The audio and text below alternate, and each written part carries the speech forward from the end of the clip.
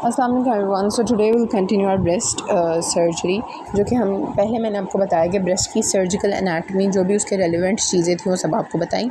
So I highly recommend कि आप पिछली वीडियो देखकर फिर ये देखें।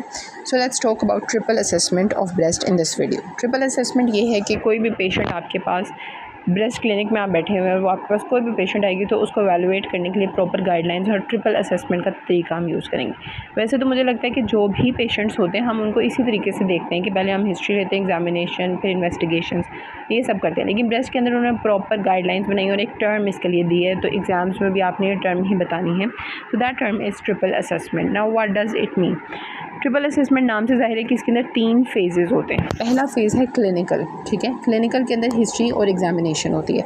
इसके अंदर आप पेशेंट को क्लिनिकली वो आई आपके क्लिनिक में, आपने उसकी हिस्ट्री ली है, एग्जामिनेशन ली, उसके बेसिस पे अगला स्टेप डिसाइड करेंगे। Second step would be radiological.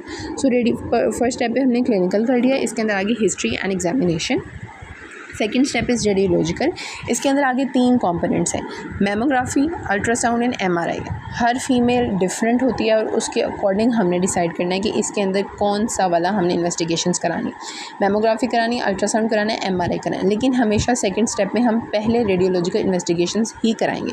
आखिर में अब रेडियोलॉजिकल इन्वेस्टिगेशन के अकॉर्डिंग हम डिसाइड करेंगे कि आगे कैसे प्रोसीड करना है। और third point is histopathology. Histopathology के अंदर फिर आगे एफएनएसी है, ट्रू कट बायोप्सी, इंसिजनल भी इसे कहते हैं, और एक्सिजनल बायोप्सी, ये सारी डिटेल्स हम आगे करते हैं। बट अभी आप इतना याद रखेंगे व्हाट इज़ ट्रिपल असेसमेंट। ये 3 फेजेज़ में ब्रेस्ट के आप डायग्नोसिस करते हैं, ब्रेस्ट कैंसर का या कोई भी any pathology related to breast. First one you will do the clinical part, उसके अंदर हिस्ट्री और एग्जामिनेशन है। सेकेंडली है रेडियोलॉजिकल। रेडियोलॉजिकल के अंदर क्या आता है? Mammography, ultrasound and MRI. और आखिर में histopathology, FNAC, true cut biopsy, incisional biopsy, ये सब चीज़ें। बायोप्सी हम लेंगे, ब्रेस्ट का टिश्यू निकालेंगे, उसको माइक्रोस्कोप में देखेंगे। अब देखो हमने रेडियोलॉजिकल पहले की because these are non invasive. Mammography, ultrasound, MRI ये नॉन इन्वेसिव है, पेशेंट भी कर लेगा और हमारे लिए भी ठीक है। अगर हमें है कि ये पेशेंट पे बायोप्सी होनी चाहिए तो फिर हम उसकी बायोप्सी करें। बायोप्सी हर पेशेंट के अंदर नहीं की जा सकती because it's invasive, slightly painful, तो ये वाली चीज़ है, ठीक है। तो first one is clinical, always history और examination, that is very important. उसके बेसिस पे हम डिसाइड करेंगे कि पेशेंट के अंदर मेमोग्राफी करानी, अल्ट्रासाउंड या एमआरआई। देन ये रेडियोलॉजिकल फेज़ हो गया हमारा। फिर थर्ड के अंदर हम उसकी हिस्टोपैथोलॉजी करेंगे। हिस्ट्री के अंदर हमने क्या करना है? हिस्ट्री के अंदर हमने मेनली एवेलुएट करने हैं रिस्क फैक्टर्स को। एक 20 ईयर की फ़ीमेल आई है और वो कह रही है कि मेरी मदर को भी ब्रेस्ट कैंसर था, मेरी सिस्टर को भी ब्रेस्ट कैंसर है, मेरी BRCA1 म्यूटेशन जो है वो पॉजिटिव आ गई है। तो उसके अंदर हम क्या करेंगे? एक 55 ईयर ओल्ड फीमेल हैं, उनकी फैमिली में कोई ब्रेस्ट कैंसर की हिस्ट्री नहीं है, उनको कोई लंप नहीं है, तो उनके अंदर हम किस तरह से प्रोसीड करेंगे? तो ये सारी चीज़ें देखने के लिए पहले हम हिस्ट्री लेंगे। तो हिस्ट्री के अंदर आपने एज पूछनी है, फैमिली हिस्ट्री पूछनी है, मैटरनल भी एंड पैटर्नल, बिकॉज जो ट्यूमर्स होते हैं, प्रोस्टेट का फॉर एग्जांपल कैंसर है, वो भी BRCA2 के रिलेटेड होता है। तो मेल्स के अंदर भी पैंक्रियाटिक एक ट्यूमर होता है, वो भी BRCA2 के रिलेटेड होता है। तो मेल के अंदर भी कुछ ट्यूमर्स होते हैं जो इन जीन्स की म्यूटेशन से एसोसिएटेड होते हैं, वो कैंसर्स इन्हीं जीन्स से हो रहे होते हैं। तो फैमिली हिस्ट्री में आप मदर की, सिस्टर की, वो तो ऑब्वियसली पूछनी है, अलोंग विद फादर की साइड से पूछेंगे BRCA1 जीन म्यूटेशंस हैं कि नहीं है। और अगर वो पेशेंट लंप के साथ प्रेजेंट कर गई है तो फिर हम लंप के बारे में उससे पूछेंगे कि लंप कब से है, पेनफुल है कि नहीं है, डिस्चार्ज होता है कि नहीं होता, ये साइज़ इसका इंक्रीज़ कर रहा है कि नहीं कर रहा, मोबाइल है कि नहीं है। तो ये सब कुछ हम उसकी हिस्ट्री पे कर लेंगे। एग्जामिनेशन पे क्या करेंगे? अब एग्जामिनेशन ये तो आपको पता है एक प्रॉपर पार्ट है आपके ब्रेस्ट की टॉपिक का, तो इसके लिए आप एक वीडियो देख लें, एसदास की यूट्यूब पर वीडियो है, दैट इज़ वेरी गुड, ठीक है। बहुत उसने कॉम्प्रिहेंसिव अच्छी वीडियो बनाई हुई है, उससे ज़्यादा कोई और डिटेल्ड वीडियो यूट्यूब पर नहीं है।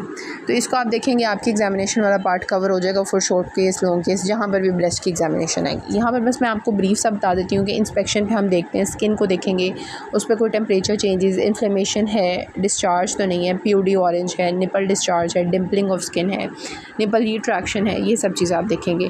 फिर लंप को देखेंगे, उसका साइज़ और शेप क्या है, फिक्सिटी क्या है, वो निचली स्किन के साथ, नीचे चेस्ट के साथ, पेक्ट्रालिस मेजर, सेरेटस एंटीरियर, इन सब स्ट्रक्चर्स के साथ अटैच्ड है या नहीं है, मोबाइल है कि नहीं।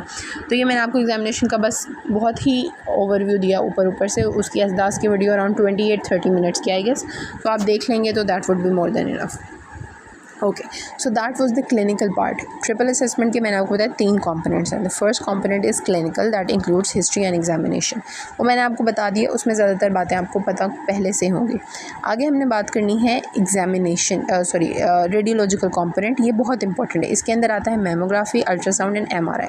आपको ये पता होना चाहिए कि किस फीमेल के अंदर हमने कौन सी इन्वेस्टिगेशन करानी। मेमोग्राफी होती क्या है? अब इसका नाम सुना है होगा आपने बहुत दफ़ा, लेकिन एक्चुअली हमें पता नहीं होता कि होती क्या। So mammography is basically simply an x-ray of breast. It's a low voltage x-ray of breast, जो सिंपल चेस्ट एक्सरे जैसे कार्य होते हैं। तो अगर हम ब्रेस्ट का एक्सरे करें तो उसको हम मैमोग्राफी करते हैं। इसके अंदर ये for example this is breast, तो यहाँ और यहाँ हम प्लेट्स रखते हैं और इसके बीच में ब्रेस्ट को कंप्रेस कर देते हैं, तो इस तरह से हो जाता है। ये 2 प्लेट्स हैं और ये फॉर एग्जांपल ब्रेस्ट टिश्यू अंदर से ऊपर से एक्सरेज डालते हैं और उसका व्यू ले लेते हैं। तो अगर ऊपर नीचे प्लेट्स रखें it is known as craniocaudal view, और अगर साइड्स पर रखें तो वो मीडियो लैटरल व्यू हो जाता है। तो व्यूज़ की बात अभी करेंगे, लेकिन मेन पॉइंट ये है कि सिंपली आप ब्रेस्ट टिश्यू को कंप्रेस करते हैं बिटवीन 2 प्लेट्स और उसका एक्सरे व्यू ले लेते हैं, एक्सरेज डालते हैं और ऊपर से हम उसका व्यू ले लेते हैं। This is mammography. It is a very good investigation. क्यों ये अच्छी इन्वेस्टिगेशन मैं कह रही हूँ कि क्योंकि ये हम स्क्रीनिंग में यूज़ करते हैं, सस्ता है, एक्सरे है और कुछ भी नहीं है इसके अंदर, सेव है, it's low voltage, it does not increase any risk of cancer. Diagnosis में भी यूज़ होता है और स्क्रीनिंग में भी यूज़ होता है। अब मैमोग्राफी को हम इतनी इंपॉर्टेंस क्यों देते हैं? क्योंकि ब्रेस्ट कैंसर्स उन कैंसर्स में से है कि जो अर्ली आइडेंटिफाई कर लें तो पेशेंट का लाइफ कोर्स वेरी कर सकता है। अगर बहुत लेट आइडेंटिफाई होगा, इसका प्रोग्नोसिस बुरा होता है, स्टेज बुरी होगी तो पेशेंट की लाइफ भी खतरे में होगी। तो विद अर्ली स्क्रीनिंग और सब चीज़ों से मैमोग्राफी के ज़रिए से हम 10 to 15% मोर्टेलिटी डिक्रीज़ कर सकते हैं। So that's why is highly recommended. Breast cancer is the most common cancer among females पूरी दुनिया में ऑलमोस्ट। तो इसीलिए ये कहा जाता है कि मैमोग्राफी कराई जाए ताकि स्क्रीनिंग हो, अर्ली डायग्नोसिस और डेथ को प्रिवेंट करें और पेशेंट का प्रोग्नोसिस अच्छा हो। Because cancer is literally a miserable disease. एक तो कैंसर खुद पेशेंट को बहुत ज़्यादा वो उसका मेटास्टेसिस और वो सब करेगा, और उसके अलावा उसकी ट्रीटमेंट भी बहुत एग्रेसिव होती है, तो वो पेशेंट को बहुत ज़्यादा परेशान करती है। तो अच्छा ये कि आप शुरू में ही उसको डायग्नोस करके ट्रीट करें। सो स्क्रीनिंग के लिए यूज़ करेंगे मैमोग्राफी को। Along with that it is also important in diagnosis of breast cancer. वो कैसे होती है, ये डिफ्रेंशिएट करेगी बिनाइन एंड मेलिग्नेंट ट्यूमर्स को। लेकिन अब एक किसी के बारे में हर चीज़ तो अच्छी नहीं ना हो सकती, कुछ ना कुछ तो होता है ना। तो मैमोग्राफी का जो कुछ ना कुछ जो फैक्टर है वो ये कि एज डिपेंडेंट है। हम हर खातून के अंदर मैमोग्राफी नहीं कर सकते। It can only be done in older females. It is of no use in younger females. ठीक है, ऐसा क्यों है? क्योंकि जब यंगर फीमेल होगी उसका जो ये ब्रेस्ट है उसके अंदर ग्लैंड्स हैं, लोब्यूल्स हैं, ये सब चीज़ें ना, इस तरह की चीज़ें हैं, ग्लैंड्स हैं, लोब्स हैं, डक्ट्स हैं, डेंस उसकी ब्रेस्ट है। So in younger females the breast is dense, और डेंस ब्रेस्ट के अंदर यहाँ पर ये लोब्यूल्स हैं, ये सब चीज़ें, ये भी वाइट वाइट दिखेंगी। यहाँ पर अगर फॉर एग्जांपल ट्यूमर बन गया तो ये भी वाइट दिखेगा। तो मैमोग्राफी पे हम आइडेंटिफाई नहीं कर सकते कि वाइट ब्रेस्ट की अपनी डेंसिटी है या कोई ट्यूमर है। तो यंगर फीमेल्स में it is of no use. आप कराएंगे आपको कोई फ़ायदा नहीं होगा, हर चीज़ ट्यूमर लगेगी, हर चीज़ नॉर्मल टिश्यू लगेगी। However it is very important in older females. 35 years के बाद ब्रेस्ट की डेंसिटी थोड़ी कम हो जाती है, ये सारे जो डक्ट्स वगैरह ख़त्म होकर यहाँ पर फ़ैट आना शुरू हो जाता है। तो जब ये फ़ैट को यहाँ पर फ़ैट आ जाएगा तो उस ब्रेस्ट के अंदर हम ट्यूमर को आइडेंटिफाई कर सकते हैं। अब कहीं पर एज 35 लिखी है, कहीं पर 40 लिखी है, बट इन बेले इट सेज 35 के बाद मैमोग्राफी की जा सकती है। लेकिन मेन जो गाइडलाइंस हैं कि स्क्रीनिंग कब स्टार्ट करनी है, दैट इज़ 40 ईयर्स। ये 40 के बाद फ़ीमेल्स की पर ईयर एक मैमोग्राफी होनी चाहिए, हर फीमेल की, विद नो रिस्क फैक्टर्स और वट। तो हर female after 40 years she should have 1 mammography at least a year. तो more sensitive to identify tumours in older females. ऐसा क्यों है? क्योंकि जैसे जैसे एज इंक्रीज़ करेगी the density of breast will decrease because it will be replaced by fat content. जो breast का एक्चुअल टिश्यू है it will be replaced by fat, और इसलिए हम उसको आइडेंटिफाई कर सकते हैं। ठीक है, अब मैंने आपको 2 व्यूज़ का बताया, ब्रेस्ट के व्यूज़ होते हैं मैमोग्राफी के अंदर कि ये ब्रेस्ट है फॉर एग्जांपल, और आपने इसको ऊपर और नीचे यहाँ पे प्लेट्स रख के इसके दरमियान ब्रेस्ट टिश्यू को कंप्रेस किया इस तरह से, यानी ये पूरा सर्कल है तो उस तरह कंप्रेस हो जाएगा, और इसके ऊपर हमने एक्सरेज डालनी। तो दैट वुड बी क्रेनियोकॉर्डल व्यू। एक ही है कि आप साइड्स पर डिफरेंट कलर कर लेते हैं, किस साइड्स पर हम रखें, मीडियो लैटरल व्यू। अब इससे क्या होगा कि लैटरल व्यू हम थोड़ा और एक्सटेंड करके पीछे से एक्सिला भी देख लेते हैं, इसे हम कहते हैं MLO व्यू, मीडियो लैटरल ऑब्लिक व्यू। और इसकी क्या इंपॉर्टेंस है कि इसके अंदर एक्जिला भी दिख रहा है ना, तो एक्जिलरी नोड्स भी आपको दिख जाएंगे, जो कि ब्रेस्ट के प्रोग्नोसिस में बड़े इंपॉर्टेंट है, क्योंकि इसका जो सारा कुछ स्प्रेड है वो लिम्फ नोड से होना है। तो we have two views, craniocaudal view and MLO view. MLO क्या है, मीडियो लैटरल ऑब्लिक व्यू, और इसके अंदर एक्जिला भी विजुअलाइज होता है। So it's very important. आजकल वैसे नई एडवांस्ड मेमोग्राफीज आ रही हैं, 3D मेमोग्राफी, ब्रेस्ट टोमोसिंथेसिस, ये सारी मेमोग्राफी की टाइप्स हैं, तो ये वाली की जाती हैं। जो 3D मेमोग्राफी है ये कॉमनली की जाती है, and MLO is important and more useful as compare to the CC view. MCQ वगैरह में आपसे पूछा जा सकता है। अब देखिए यहाँ पर मैंने फिर से वही बात लिखी है कि mammography is of no use in younger females. क्यों ऐसा होता है? As a breast tissue is dense and hence mammography wouldn't be able to differentiate normal breast tissue from a tumour, so done only in females more than 35 years to screen and diagnose as well. 35 के बाद हम mammography कर सकते हैं, लेकिन जो अगर lump के साथ आई है आप मैमोग्राफी उसकी कर सकते हैं, लेकिन अगर आपने वो करनी है प्रॉपर स्क्रीनिंग वाली जो प्रॉपर गाइडलाइंस हैं कि अब इस फीमेल की स्क्रीनिंग स्टार्ट होनी चाहिए, अब इसको लंप नहीं है फिर भी स्क्रीनिंग होनी चाहिए, तो 40 के बाद हम स्क्रीनिंग शुरू कर देते हैं। सही है, ये तो मैंने आपको स्क्रीनिंग का बताना है कि 40 के बाद हर फीमेल की एक वो होनी चाहिए, पर ईयर एक मैमोग्राफी होनी चाहिए। अब डायग्नोसिस के तौर पे कैसे यूज़ होता है? अब एक फ़ीमेल आई, उसका एक आपको लंप फील हो गया, उसकी एज है 50 ईयर्स, पैल्पेट आपने कर लिया। अब आप देखना चाहते हैं ये लंप बिनाइन है या मेलिग्नेंट है, ठीक है, क्योंकि वो फिक्स तो तभी होगा ना जब वो आगे प्रोग्रेस करेगा, उसकी अगली स्टेज होगी। तो शुरू में ही अगर आप उसको देखना चाहते हैं कि बिनाइन है मेलिग्नेंट है, मैमोग्राफी कराएंगे। अब जो मैमोग्राफी है ना उस पर फ़र्क पता चल सकता है। जो बिनाइन है उसके मार्जिन्स रेगुलर होंगे, ये ट्यूमर है ना तो उसके रेगुलर मार्जिन, वैसे मैंने जो ड्रॉ किया उसके मार्जिन्स काफ़ी रेगुलर लग रहे हैं, तो पॉइंट ये कि रेगुलर मार्जिन होंगे, जैसा कि अब मैंने ड्रॉ किए रेड से, ठीक है। और इसके अलावा मैक्रो कैल्सिफिकेशन, ये जो अंदर फॉर एग्जांपल ग्रीन से मैंने ड्रॉ किए, यहाँ पे बड़ी बड़ी कैल्सिफिकेशन होंगी, आगे आपको डायग्राम दिखाऊंगी मैं, तो बड़ी बड़ी कैल्सिफिकेशन होंगी। जबकि मेलिग्नेंट होगा ये ब्रेस्ट टिश्यू फॉर एग्जांपल, जो ट्यूमर है उसके मार्जिन बहुत इरेगुलर होंगे, अंदर माइक्रो कैल्सिफिकेशन होंगी, ये डॉट की फॉर्म। तो इस तरह का जब ट्यूमर है, देखिए कितना ज़्यादा डिफरेंस है कि बिनाइन के अंदर well defined margin with macro calcifications, whereas in malignant tumours micro calcification होंगी, इरेगुलर मार्जिन होंगे। इसके अलावा लिम्फ नोड्स का भी पता चल सकता है कि जो मैंने कहा ना एक्जिला को हम देख लेते हैं, तो लिम्फ नोड्स भी पता चल जाएंगे कि बिनाइन है या मेलिग्नेंट है। जो मेलिग्नेंट होते हैं उनके अंदर क्या होता है कि उनका फ़ैट सारा ख़त्म हो जाता है, लिम्फ नोड के अंदर एक फ़ैट कॉम्पोनेंट है तो वो ख़त्म हो जाता है, हेलो कोई नहीं रहता, और वो बड़े ग्लोब्यूलर से इस तरह के हो जाते हैं। बिनाइन जो लिम्फ नोड्स है ना वो इस तरह के किडनी शेप, बीन शेप होता है, अंदर से उनके फ़ैट कॉन्टेंट होता है, हाइलम होता है, ये सब चीज़ होती हैं। जबकि जो मेलिग्नेंट होगा वो बड़ा सा राउंड ग्लोब्यूलर सा हो जाएगा, अंदर कोई फ़ैट कुछ नहीं बचेगा, कोई हेलो उसका कुछ ऐसा नहीं रहेगा। तो ये हमें पता चल जाएगा देखते साथ ही कि वेदर इट्स अ बिनाइन और malignant lymph node. If female is older then, यहाँ 40 आप कर लें, if female is older than 40 years, annual screening mammography should be done.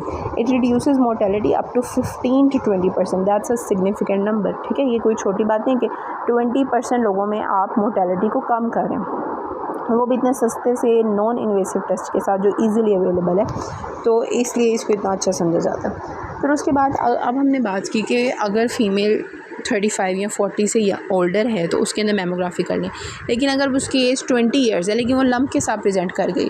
मैंने जो फर्स्ट टाइम वार्ड में पेशेंट देखी थी ब्रेस्ट के रिलेटेड, उसकी एज अराउंड 19 थी बट उसको लंप था, तो उसके अंदर फिर हम कौन सी इन्वेस्टिगेशन कराएंगे? उसके अंदर पहली इन्वेस्टिगेशन तो हम अल्ट्रासाउंड कराएंगे, तो ये देखने के लिए कि इसको ट्यूमर है कि नहीं है। लेकिन मेनली जो अल्ट्रासाउंड है, so it's a screening in females younger than 35 years. वो स्क्रीनिंग करना चाहती है तो हम ये उसका अल्ट्रासाउंड कर देंगे। Differentiate between solid and cystic lesions, ultrasound का जो मेन पॉइंट है ना वो ये है कि differentiates between solid and cystic lesions.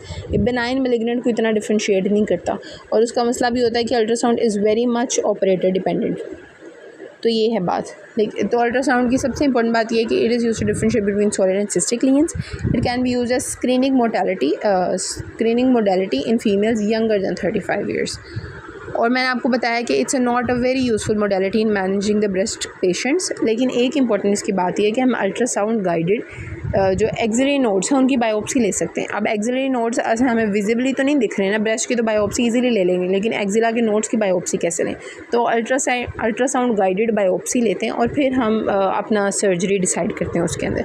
अगर ये बात आपको नहीं समझ आई तो ये आगे आएगी सर्जरीज़ के अंदर, ज़्यादा परेशान। अभी तक ये आप देख लें कि हमने अभी तक क्या देखा है कि ट्रिपल असेसमेंट के फर्स्ट कंपोनेंट क्लिनिकल में हिस्ट्री और एग्जामिनेशन को देखा। जो सेकंड कंपोनेंट था दैट इज़ रेडियोलॉजिकल के अंदर मैंने आपको बताया कि mammography is x-ray of breast and it is useful in older females for screening and diagnosis of breast cancer, that's it.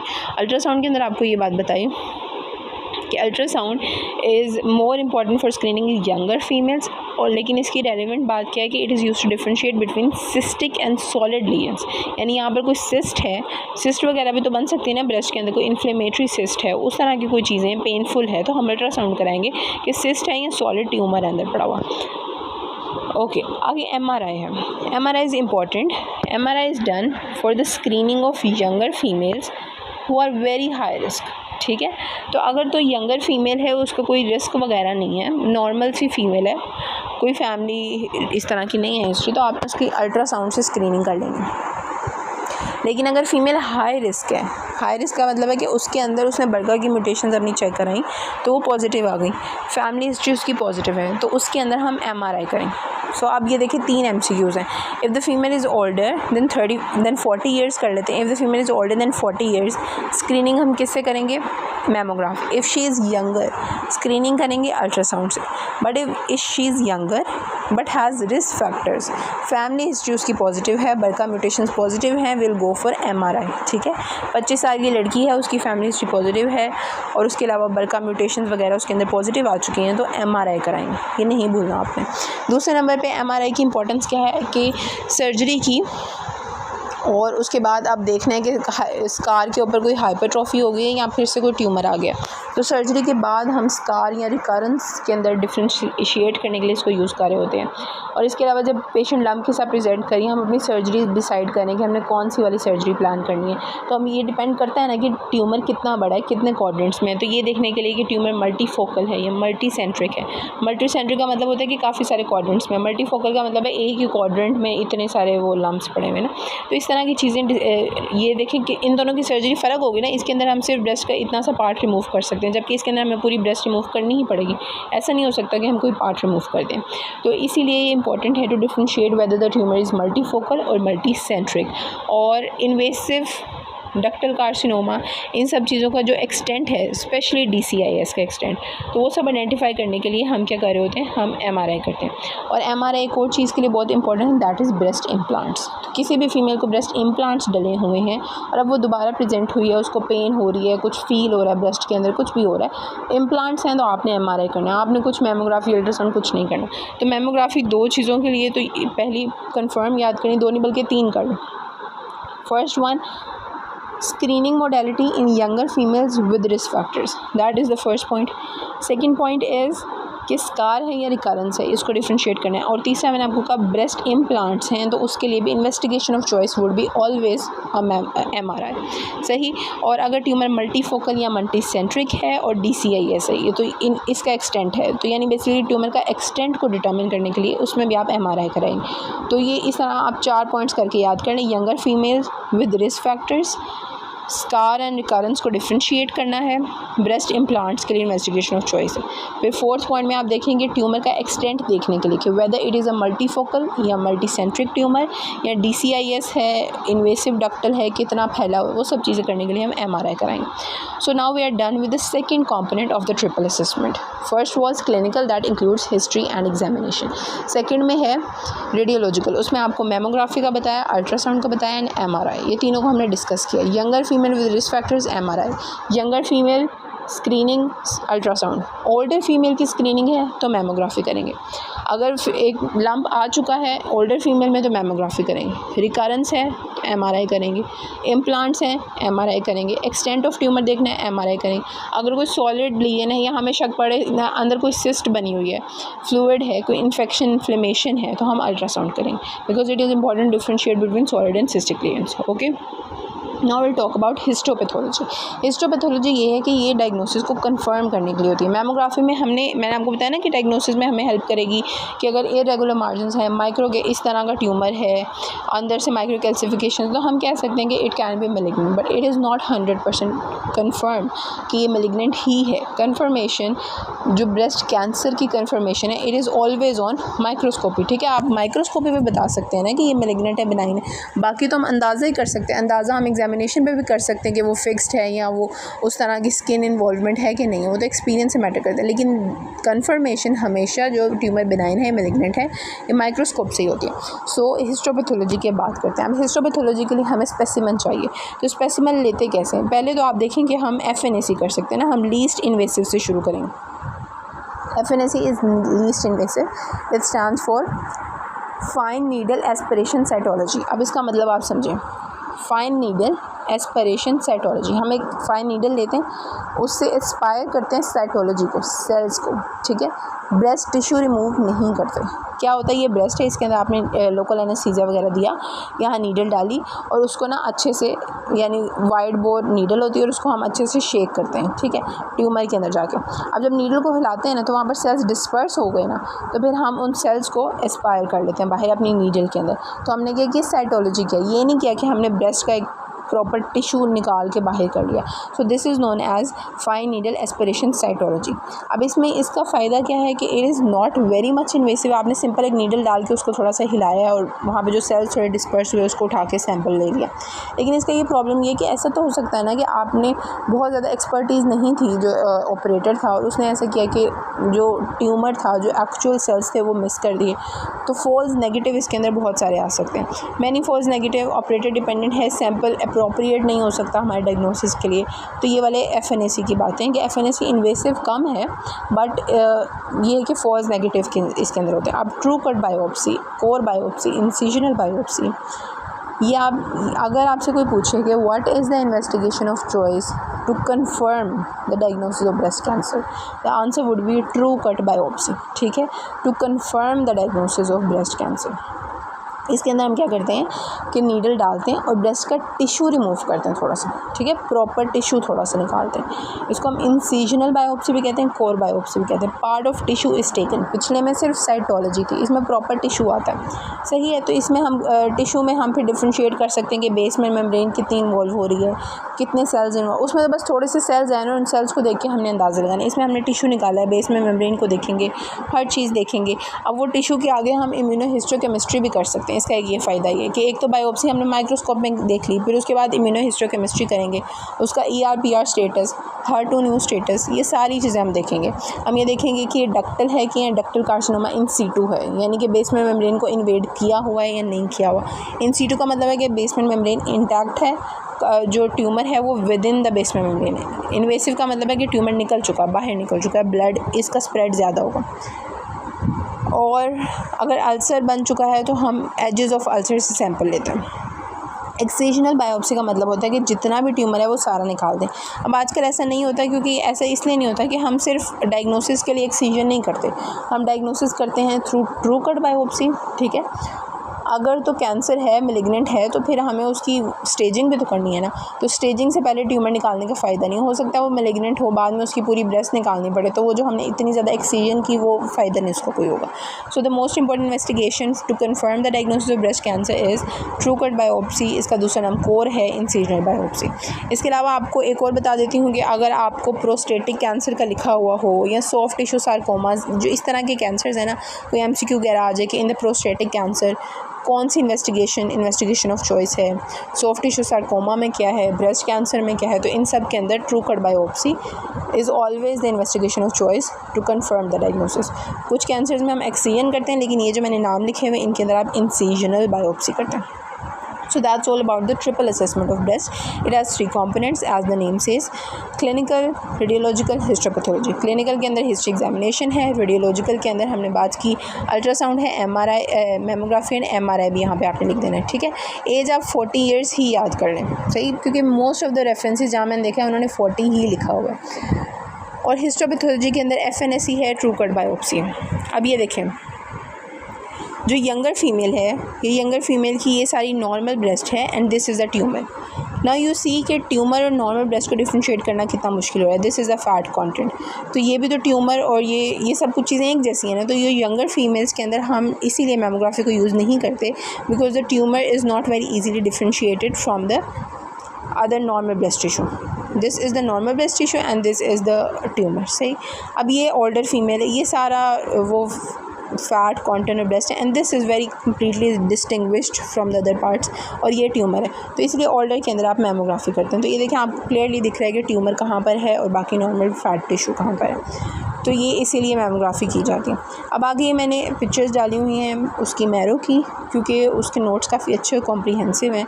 So mammogram के अंदर क्या होता है, मैं बस यहाँ से हम रिवीजन करें क्योंकि सारे जो इंपॉर्टेंट कॉन्सेप्ट्स हैं I have already told you. Mammography is the x-ray of breast, it's very low radiation, 0.1 to 0.2 centigraph देते हैं। प्रेगनेंसी के अंदर भी किया जा सकता है। It's safe, does not increase the risk of cancer. Craniocaudal oblique view होता है, और ये देखें फ्लूइड्स के अंदर इस तरह का ट्यूमर दिखेगा, मैक्रो कैल्सिफिकेशंस बेनाइन ट्यूमर में होंगी। फाइब्रोएडिनोमा में क्लासिक इसे कहते हैं पॉपकॉर्न कैल्सिफिकेशन। MCQ आ सकता है कि पॉपकॉर्न कैल्सिफिकेशन किसके अंदर होती हैं, दीज आर इन फाइब्रोएडिनोमा। सही। मेमोग्राफी क्या है, स्क्रीनिंग टूल है, बेस्ट स्क्रीनिंग मेथड है। 40 इयर्स के बाद आप डायग्नोसिस में भी यूज़ कर सकते हैं, लेकिन ये हमेशा 40 इयर्स के बाद ही करना, उससे पहले नहीं। 35 के बाद कर सकते हैं, बट मेन जो गाइडलाइंस है दिस इज़ 40 इयर्स के बाद। सही। और इसके अंदर 15 to 20% मोर्टेलिटी रिडक्शन होती है। अगर फीमेल जो है वो यंग है, उसके अंदर म्यूटेशंस हैं, बहुत ज़्यादा रिस्क फैक्टर्स हैं, तो आपने उसकी MRI कर देना, MRI करनी, ठीक है। और अगर उसकी एज 35 हो चुकी है और फैमिली हिस्ट्री भी थोड़ी बहुत है, तो फिर भी 35 पे उसकी स्क्रीनिंग स्टार्ट की जा सकती है। लेकिन इन नॉर्मल फीमेल्स हम स्क्रीनिंग 40 पे स्टार्ट करेंगे, ठीक है। तो इन नॉर्मल फीमेल्स 40 पे स्क्रीनिंग शुरू होगी। अगर रिस्क फैक्टर्स थोड़े बहुत हैं तो 35 पे शुरू करनी है, लेकिन बहुत ज़्यादा रिस्क फैक्टर्स हैं, यंग फीमेल है, बरका म्यूटेशन पॉजिटिव है, दैट इज़ इंपॉर्टेंट पॉइंट। बरका म्यूटेशन पॉजिटिव आ चुकी है तो आप MRI करेंगे उसका, ठीक है। शुरू में MRI करेंगे, जब उसकी एज ऑलमोस्ट 35 हो जाएगी तो फिर हम अब मेमोग्राफी की तरफ चले जाएंगे। मेमोग्राफी के अंदर मैंने ये बात आपको पहले बताई कि benign tumours are well differentiated macro calcification. Malignant tumours क्या होते हैं, इरेगुलर होते हैं, आर्किटेक्चर डिस्टोर्ट होगा और लिम्फ माइक्रो कैल्सिफिकेशन होगी। सही। अब मेमोग्राफी के अंदर ना एक बड़ा इंपॉर्टेंट कॉन्सेप्ट है, that is a very important short question, ये आपको हर सूरत आना चाहिए, दैट इज़ बायरेट स्कोरिंग। सही। What is BIRADS scoring? BIRADS scoring क्या होता है कि breast imaging and recording data system. अब एक किसी बंदे ने मेमोग्राफी की पाकिस्तान में, एक ने की इंडिया में, एक ने की UK में, एक ने की USA में, सब अलग तरीके से अपना रिज़ल्ट लिखेंगे ना, कोई किसी तरीके से इंटरप्रेट करेगा। There should be a standard way to write कि क्या अब डायग्नोसिस है और क्या गाइडलाइंस है। तो इस तरह की जो डिजीज़ बहुत कॉमन होती है उनके ऊपर एक स्टैंडर्ड तरीका बनाया जाता है कि इसी तरीके से स्कोरिंग होगी और यही तरीके से आप आगे मूव करेंगे। सही। तो BIRADS scoring is one of that. ये जो और आगे जो लीवर के ट्यूमर्स होते हैं उसके अंदर लायराइड स्कोरिंग करते हैं। प्रोस्टेट का जो ट्यूमर है उसके अंदर पायराइड होता है, और थायराइड के अंदर टायराइड स्कोरिंग करते हैं। TIRADS and PIRADS is important, even TIRADS भी इंपॉर्टेंट है, और थायराइड में आपको वो पढ़नी चाहिए। ओके। तो बायरेट स्कोरिंग का मतलब क्या है और इसके अंदर क्या चीज़ होती है? अगर बायरेट स्कोर 0 है, बायरेट स्कोर 0 कब आपने देना है कि जब इन्वेस्टिगेशन इनकम्प्लीट है, ठीक नहीं हुई, आपको सही से कुछ पता नहीं चला, कोई मिस्टेक हो गई, 25 की फ़ीमेल में आपने मेमोग्राफी कर दी, उसका फ़ायदा नहीं है ना, तो need additional imaging and examination, तो ये प्रॉपर्ली नहीं है। बायरेट 1 इज़ कि ट्यूमर है ही नहीं कोई, ठीक है, is negative, there is no tumour. Routine screening करेंगे, जब ट्यूमर है ही नहीं है तो वो मैलिग्नेंट कैसे है, तो there is no risk of cancer. BIRADS 1 is negative. BIRADS 2 क्या है कि ट्यूमर है बट इट इज़ बिनाइन। सही। तो अगर ट्यूमर है, बिनाइन है, आपको पता चल गया, आपने मेमोग्राफी की, आपको ट्यूमर बिनाइन दिखा के रेगुलर मार्जिनस हैं या फाइब्रोएडिनोमा वाली पॉपकॉर्न कैल्सिफिकेशंस हैं, सो रूटीन स्क्रीनिंग करेंगे, बिनाइन आपको पता चल गया है, तो एसेंशली 0% है। ऐसा नहीं हो सकता कि फाइब्रोएडिनोमा कल जाके कैंसर बन जाए, फ्लोट्स ट्यूमर कैंसर बन जाए, ऐसे नहीं होगा ना, तो उसके अंदर कैंसर के चांसेस 0 है। सो 1 इज़ नेगेटिव, 2 इज़ बिनाइन। अब 3 और 4 देखें। 3, 4 ये है कि 3 है कि प्रोबेबली बिनाइन, यानी कि ट्यूमर है, आपको बिनाइन ही लग रहा है, ज़्यादा चांसेस उसके बिनाइन के, but there are minor chances कि मैलिग्नेंट हो सकता है। So if it is probably benign, तो फिर हम क्या करेंगे, पहले तो स्क्रीनिंग हम 1 साल बाद कर रहे थे ना, तो इसका फॉलोअप हम 6 मंथ्स के बाद करेंगे। इसके अंदर अराउंड लेस देन 2% चांसेस हैं कि इसको कैंसर है, तो आपने कहना है कि आप घर जाएँ, लेकिन 6 महीने बाद एक दफ़ा दोबारा ये टेस्ट कराएं, सही। फिर उसके अकॉर्डिंग एवेलुएट करेंगे, अगर बिल्कुल वही रहेगा तो फिर वो स्कोरिंग डिफरेंट हो जाएगी। सो वी डिस्कस ज़ीरो का मतलब है कि इन्वेस्टिगेशन इनकम्प्लीट है, कोई मसला हो गया, कोई मिस्टेक हो गई। 1 नेगेटिव, नो ट्यूमर। 2 का मतलब है ट्यूमर इज़ बिनाइन। 3 ट्यूमर है, प्रोबेबली बिनाइन। प्रोबेबली बिनाइन में क्या करेंगे, फॉलोअप आफ्टर 6 मंथ्स, और इसमें जो कैंसर का रिस्क है दैट इज़ लेस देन 2%। 4 में क्या है, 4 में ये सस्पिशियस है। 2 से लेकर ऑलमोस्ट 95% तक चांसेस हो सकते हैं कैंसर के। ये अब 4 की भी आगे कैटेगरीज होती हैं, बट 4 इज़ सस्पिशियस। इसके अंदर हम क्या कर रहे होते हैं कि अगर आपको यानी हमने मैमोग्राफी की, उसमें हम देख रहे हैं ट्यूमर को और वो बायरेड 4 लग रहा है, यानी सस्पिशियस लग रहा है। यू कैन नॉट से कि it is malignant, you can not से इट इज़ बिनाइन, लेकिन इसका जो इंक्लिनेशन है वो ज़्यादा मैलिग्नेंट की तरफ है। तो हम ये नहीं उसे कह सकते कि आप घर जाएँ 6 महीने बाद आएँ, वो भला उसको स्प्रेड हो जाए वो सब कुछ। तो इसमें हम आप क्या करेंगे, जब 4 में आ गए तो हमने टिश्यू डायग्नोसिस करना, ठीक है। 4 के अंदर क्या करेंगे, टिश्यू डायग्नोसिस। 4 के आगे उन्होंने क्लासिफिकेशंस की हुई हैं 4A B C कि कितना सस्पिशन है फॉर द कैंसर। अगर कैंसर का रिस्क 10% तक है तो 4A है, 10 to 50 है तो 4B है, और अगर हाई रिस्क ऑफ कैंसर है अराउंड 95%, 50 से 95, that is 4C। But main याद रखने वाली बात क्या है कि 4 सस्पिशियस है, और अगर 4 है तो आपने टिश्यू बायोप्सी करनी है, टिश्यू डायग्नोसिस की तरफ जाना है। FNAC करेंगे या ट्रू कट करेंगे वो बात का मसला है, लेकिन टिश्यू की तरफ अब चल जाना, मैमोग्राफी से आगे बढ़ना। 5 हाईली सजेस्टिव ऑफ मैलिग्नेंसी, उसको देखते साथ आपको लगा है इरेगुलर मार्जिन्स हैं, माइक्रो कैल्सिफिकेशन है, you can tell it is malignant, then straightly go towards tissue diagnosis. More than 95% chances of cancer in case of BIRADS score 5। 6 का ये है कि आपको पहले से पता था ये मैलिग्नेंट है, उसकी ट्रू कट बायोप्सी हुई है, अब दोबारा से किसी रीज़न की वजह से मैमोग्राफी हो रही है, तो you already know biopsy proven malignancy है, क्योंकि मैलिग्नेंसी इज़ ओनली, ये बात आप लिख लेंगे बेशक कि malignancy is only proved bye microscope, ठीक है। बाकी सारी चीज़ें सजेस्टिव ऑफ मैलिग्नेंसी हैं, but it is confirmed and proved only through microscopy, सही। तो अगर बायोप्सी से पहले मैलिग्नेंसी प्रूव्ड है और उसके बाद आप कर रहे हैं, तो फिर हम मैमोग्राफी करेंगे, यानी हमें सर्जरी प्लान करनी है तो फिर मैमोग्राफी करें, दैट इज़ बायरेड के 6। और इसके अंदर सर्जिकल एक्सीजन और सर्जरी वगैरह वो सब चीज़ें करनी होती हैं। तो रिवीजन करते हैं, what is BIRADS scoring. It is breast imaging and data recording system, कि आपने डाटा कैसे रिकॉर्ड करना है और फर्दर प्रोसीड कैसे करना है, that is the most important part. 0 में ये कि एसेस नहीं हुआ सही से। 1 इज़ नेगेटिव, नो ट्यूमर। 2 में ट्यूमर बिनाइन है, कैंसर का रिस्क 0 है, 1 साल बाद रूटीन फॉलोअप करें। 3 में प्रोबेबली बिनाइन, इसके अंदर फॉलोअप हमने 6 मंथ्स के बाद करना है। 4 के अंदर और 5 के अंदर सस्पिशन है कैंसर का, ज़्यादा सस्पिशन हो सकता है, तो इसके अंदर हम सिंपली क्या करेंगे, टिश्यू डायग्नोसिस करेंगे। और 6 में कंफर्म्ड है कि उसको कैंसर पहले से ही पता है कि कैंसर है, बायोप्सी कंफर्म्ड है, लेकिन आप मैमोग्राफी करें तो फिर उसकी डिफरेंट वेज होंगे, उसे हम 6 कहते हैं, सही। अब यहाँ पर बस एक रिवीजन है, इसमें से बस आप ये देख लेंगे पॉपकॉर्न कैल्सिफिकेशन फाइब्रो एडिनोमा के अंदर होती है, ये बाकी चीज़ें आपके लिए इतनी इंपॉर्टेंट नहीं है। ये वाली बात आप देख लेंगे। लिम्फ नोड का मैंने आपको बताया कि अगर बिनाइन है तो वो किडनी शेप होता है, फैटी हाइलम होता है उसका, लेकिन मैलिग्नेंट राउंड होता है, अंदर से खाली होता है, कोई फैटी हाइलम हेलो वगैरह कुछ नहीं होता। तो इस तरह से हमें पता चल जाता है। जो अल्ट्रासाउंड है सॉलिड सिस्टिक लीजन्स में करते हैं। अगर pregnant lady with the lump, मेरे ख्याल में मैंने ऊपर बोल दिया था कि मैमोग्राफी प्रेगनेंसी में भी करते हैं, but in a pregnant lady ultrasound is preferred. और अगर young female with dense breast है तो इन सारे अंदर के अंदर हम अल्ट्रासाउंड करेंगे। तो ये बात आप नोटिस कर दें, अगर मैं पहले भी इस तरह की कोई मिस्टेक किया तो आप ये लिख लें कि प्रेगनेंसी के अंदर अल्ट्रासाउंड को हम प्रेफर करें। MRI की बातें हम कर चुके हैं कि MRI ब्रेस्ट इम्प्लांट्स के अंदर करते हैं, ब्रेस्ट इम्प्लांट्स में MRI करती हैं, और लिंग्विनी साइन होता है अगर इम्प्लांट जो है ना वो बर्स्ट कर जाए। और उसके अलावा DCIS के लिए इम्पॉर्टेंट है, हमने उसका वो देखना है, एक्सटेंट देखना है, स्कार देखना है, रिकरेंस देखनी है, ये सब बातें हम डिस्कस कर चुके हैं। और अगर यंग फीमेल है और उसके अंदर रिस्क फैक्टर्स हैं, कौन कौन से रिस्क फैक्टर्स हैं, फर्स्ट डिग्री ऑफ रिलेटिव, उसके अंदर बरका म्यूटेशन है, ठीक है। पेशेंट को खुद बरका म्यूटेशन है, ली फ्रॉम मिनी सिंड्रोम है, यानी कि ट्यूमर्स के अंदर वो सारी म्यूटेशंस होती हैं ना, इसके अंदर डबल ट्यूमर सप्रेसर जीन के अंदर म्यूटेशंस हो रही होती हैं। और रेडिएशन एक्सपोजर है, ऐसा कुछ भी है तो हम यंग फीमेल में स्क्रीनिंग के लिए MRI यूज़ करेंगे। सही। और हिस्टोपैथोलॉजी का भी आपको बता दी, इसके अंदर FNAC है, ट्रू कट बायोप्सी है एंड दैट्स ऑल। अगर आप इसको रीड करना चाहते हैं तो आप कर सकते हैं, लेकिन इंपॉर्टेंट बातें मैंने आपको बता दी हैं।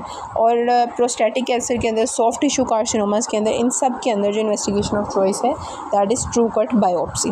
ट्रू कट बायोप्सी के और फ़ायदे क्या हैं कि एक तो टिश्यू आपको मिल जाता है, इन सीटू इन्वेसिव का आप डिफरेंस देख लें। ये सारी चीज़ें ट्रीटमेंट में बहुत इंपॉर्टेंट है, इसलिए अगर किसी को ब्रेस्ट कैंसर डायग्नोस हुआ है तो उसकी बायोप्सी लाजमी होगी, उसके बगैर आप ट्रीटमेंट नहीं शुरू कर सकते। ER PR HER2 new in सारे के स्टेटस देखने हैं। फॉल्स नेगेटिव रेट इसका बहुत कम है। ये MCQ हैं, इनको आप देखते हैं, इनको देखते हैं आप। 32 ईयर ओल्ड लेडी, ठीक है, 32 ईयर ओल्ड लेडी हैं, उनको फर्स्ट डिग्री रिलेटिव्स को ब्रेस्ट कैंसर है, स्क्रीनिंग के लिए आई। 32 हैं, यंगर हैं, 7 रिस्क फैक्टर्स हैं, तो MRI करेंगे। 55 ईयर ओल्ड है लेकिन उसके अंदर हमें स्कार है, ठीक है, सर्जरी होगी और अब स्कार के अंदर हार्डनेस है, तो हम MRI करेंगे। आपने 55 देखते साथ मैमोग्राफी नहीं बोल देना, हम यहाँ स्कार की बात करें, तो स्कार और रिकरेंस में डिफ्रेंशिएट करने के लिए हम MRI करते हैं। उसके बाद 22 है, फर्म मोबाइल लंप है, अल्ट्रासाउंड करेंगे।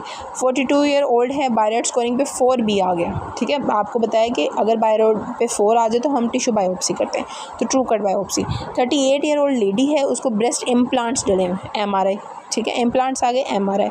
अगर रिकरेंस आ गया, स्कार आ गया, MRI सीधा सीधा। 28 और हाँ, ये बात दोबारा से देख लें कि अगर प्रेग्नेंट लेडी है, उसकी लंप है ब्रेस्ट में कहीं पर भी, लेकिन प्रेग्नेंट है, तो हम क्या करेंगे, अल्ट्रासाउंड करेंगे। तो ट्रिपल असेसमेंट को अब यहाँ पे मैं कंक्लूड कर रही हूँ कि triple assessment it has 3 components, clinical, imaging and pathology. Clinical के अंदर हिस्ट्री एंड एग्जामिनेशन है, and then we have ultrasound, mammography and MRI and core biopsy mainly important है। True cut, core biopsy, incisional biopsy वो करते हैं। FNAC के अंदर आपको बताएं फॉल्स नेगेटिव्स होते हैं। इस तरह अगर हम प्रोसीड करें तो 99.9% है कि हमारा डायग्नोसिस कंफर्म होगा।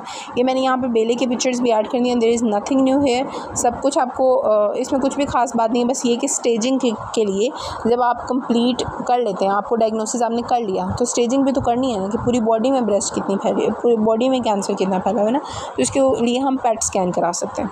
यहाँ तो PET स्कैन कराते हैं लेकिन ये महंगा होता है, तो इसके अलावा हम CT कैप भी करा सकते हैं, ठीक है। तो CT कैप का मतलब होता है CT चेस्ट एब्डोमेन पेल्विस। और अगर और ज़्यादा गरीब मुल्क है तो उसके अंदर हम CT कैप भी नहीं करा सकते, तो जो कि होता है हमारे पाकिस्तान में, तो हम क्या कराते हैं कि चेस्ट का एक्सरे करा लेते हैं, एब्डोमेन का अल्ट्रासाउंड करा लेते हैं, और पीछे से लंबर स्पाइन का बोन स्कैन करा लेते हैं, क्योंकि बोन स्कैन भी इंपॉर्टेंट है ना, तो हमने वो देखना होता है, क्योंकि लंबर वर्टिब्रा में इसका स्प्रेड अच्छा होता है, इस कैंसर का काफ़ी ज़्यादा होता है। बायरॉइड की एक बस रिवीजन देख लें because it's a important score. 0 में एप्लीकेबल नहीं है कुछ भी, 1 के अंदर नेगेटिव है, 2 के अंदर बेनाइन फाइंडिंग्स हैं, 3 के अंदर है it is probably benign, risk of cancer is less than 2%। इसके अंदर हम क्या करेंगे, 6 मंथ्स के बाद फॉलोअप करेंगे। 4 के अंदर है it's very suspicious and it can B divided into 4A B C। 4A का क्या मतलब है कि 2 से 10% तक रिस्क है कैंसर का, 4B का मतलब है 10 से 50, और 4C का मतलब है it is less than 95 more than 50। इतना कैंसर का रिस्क हो तो बायोप्सी आपने करनी। 5 highly suggestive malignancy, more than 95% chances of cancer, then we'll go for biopsy. 6 में known case of cancer है। So that's all about the triple assessment of breast. In the next video we'll talk about breast cancer.